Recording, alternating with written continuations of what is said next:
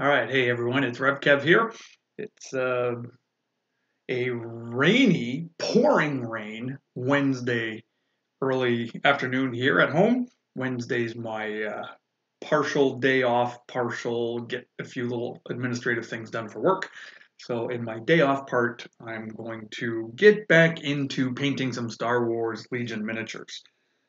Before we dive in, I'm just double checking something here on my phone when it comes to this live stream, just making sure that everything is set up properly. 'Cause I'm still getting familiar with this new tool. And man, is it ever pouring out there. It's crazy. So let me just go on to here. Yeah, this is what I want. Whoops, whoops, whoops, whoops. That's not it.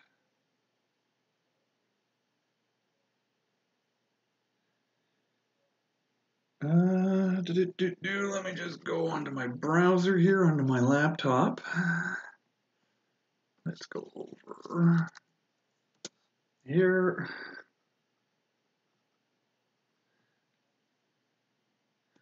Hopefully everyone's having a great day and things are going well. Man, it is really pouring out there. It's crazy. Well, the beauty of that is hopefully that helps to get rid of the snow here. It is slowly going down. Wish it would go down a whole lot faster. Sorry about this. I should have set this up properly before we started, but for some reason this app, the Streamlab OBS, just didn't seem to want to do it for me. So there we go. So that seems to be working.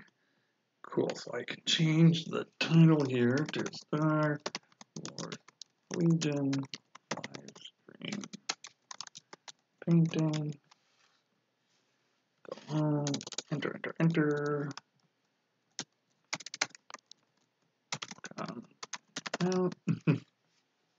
We'll do that. We'll do that. Set this up into here.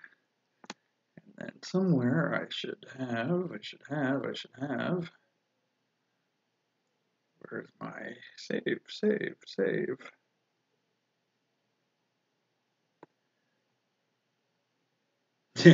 You love this. You know what? I actually love snow too.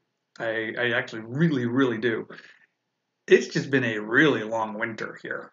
Like the snow started in October and it's April and we haven't had any break from it. So it would be really nice to finally get a break from all of this.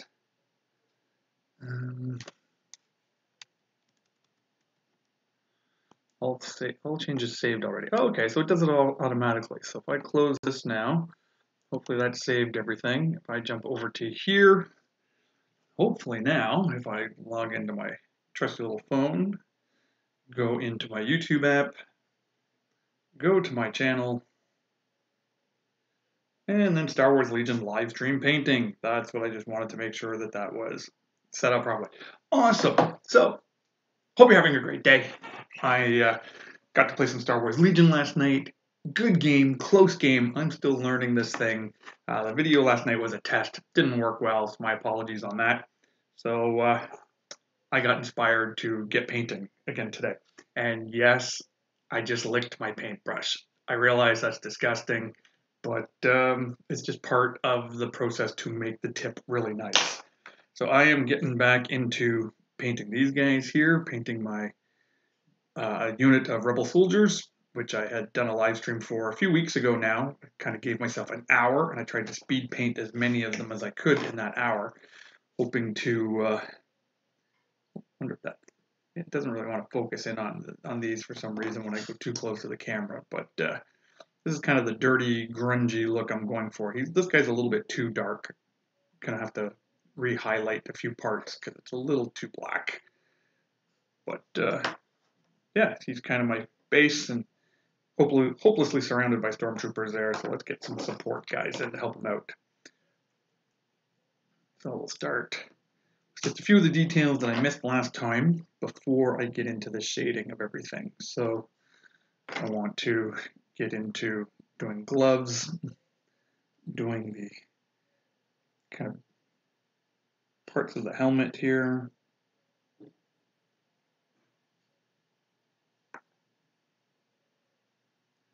And I watch different painting videos, and I see some guys, what they do is they'll take this paint and they'll put it into their palette and they dilute it.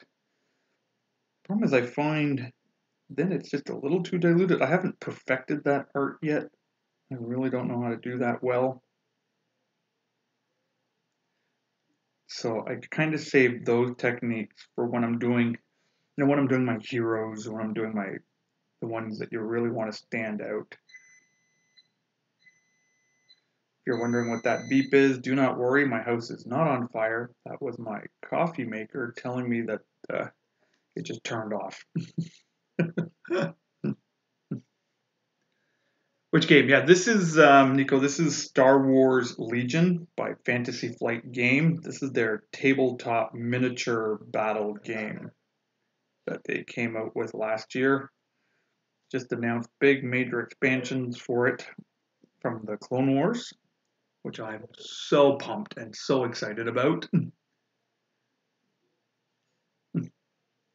And yeah, really excited for the Clone Wars, which kind of made me go, don't bother painting these guys up because I'm going to be jumping into the Clone Wars era for sure.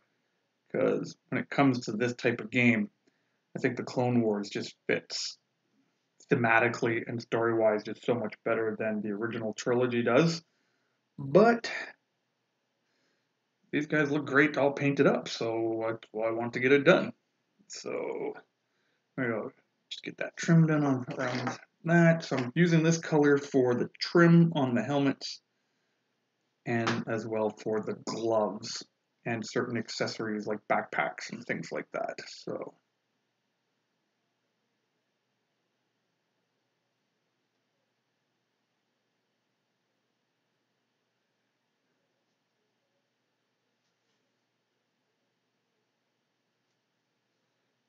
and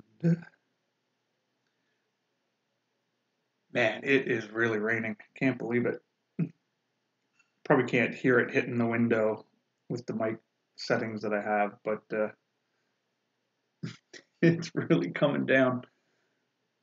But again, I don't mind that because that helps all the snow. I still have about a good 1.5 2 feet of snow in my front yard, so I'll be happy when that's all gone.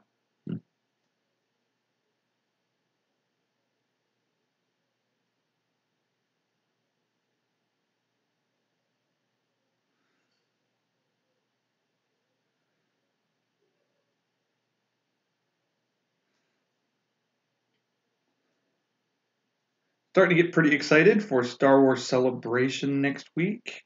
All of the next week, week after next week. What's today? Today's the 3rd. Yeah, next week. Holy camolies! That's coming up on us fast. I am really, really hopeful on some great announcements coming out of Star Wars Celebration.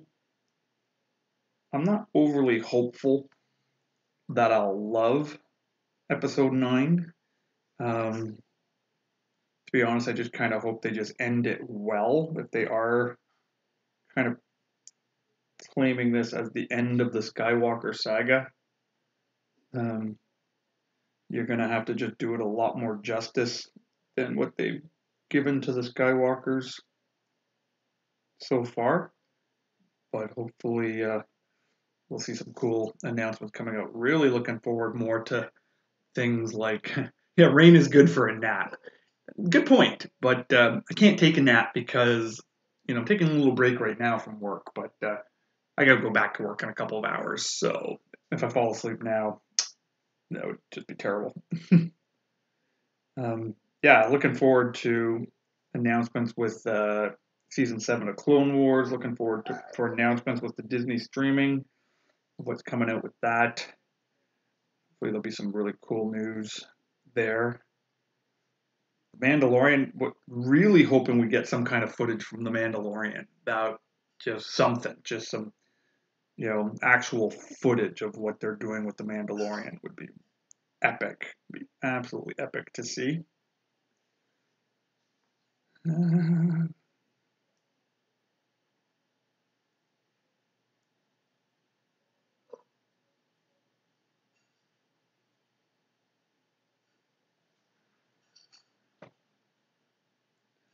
Can you hear that? Can you hear the rain coming in? Man, it's whew. And it's funny. I checked the weather this morning when I left, and I didn't see anything calling for rain. But maybe I didn't look at the details close enough, or maybe they just got it wrong, like the weather people normally do. But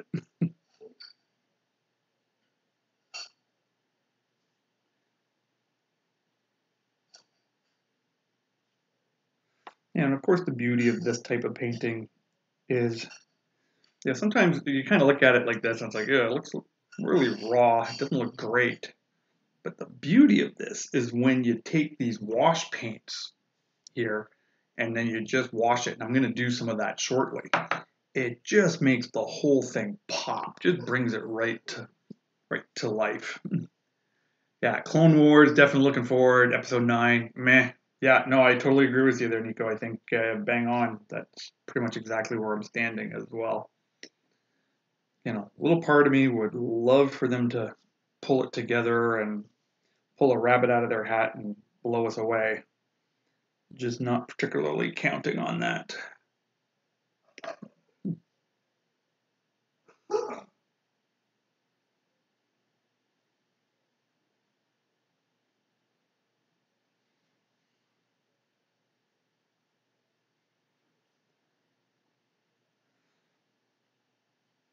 Yeah, I've seen a lot of people kind of painting up their rebels, and they're painting the scheme, and they look fantastic, but they're really painting them up to look like the rebel Endor troopers, which is pretty much what these guys really predominantly look like. I'm just trying to keep them a little bit more generic than that, so they could play on, you know, if it was a forest table, or if it was a desert table, or even if it was a snow table, that their color schemes just kind of is neutral to everything. So it doesn't look like, oh, these guys were definitely made to be fighting in the forest, or these guys were definitely made to be fighting, you know, on Hoth or things like that. So forgot to do this guy's boots. They got these little coverings over their boots, so I do the covering here in this brown, same to match up with the gloves, bring it all together. Sound like Bob Ross. Just paint a little tree, just a little happy tree, a little happy boot here on your rebel soldier, little happy boot. I love this Streamlabs software. It's kind of cool where you can set up, you know, your multiple cameras and your multiple sources and images overlays and things like that. It's kind of fun playing with this.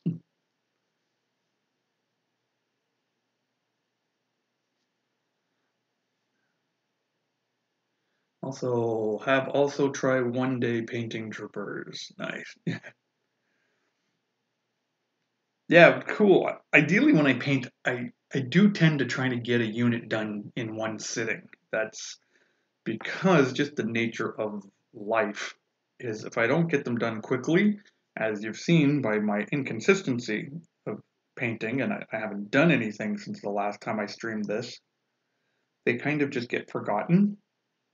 And I am a little bit obsessive compulsive, and I am a little bit ADHD, so I get bored really quick. Thankfully for my friends and my family, I don't get bored of them. But when it comes to my hobbies and my interests, apart from a general love of Star Wars, the specifics, I can get pretty bored.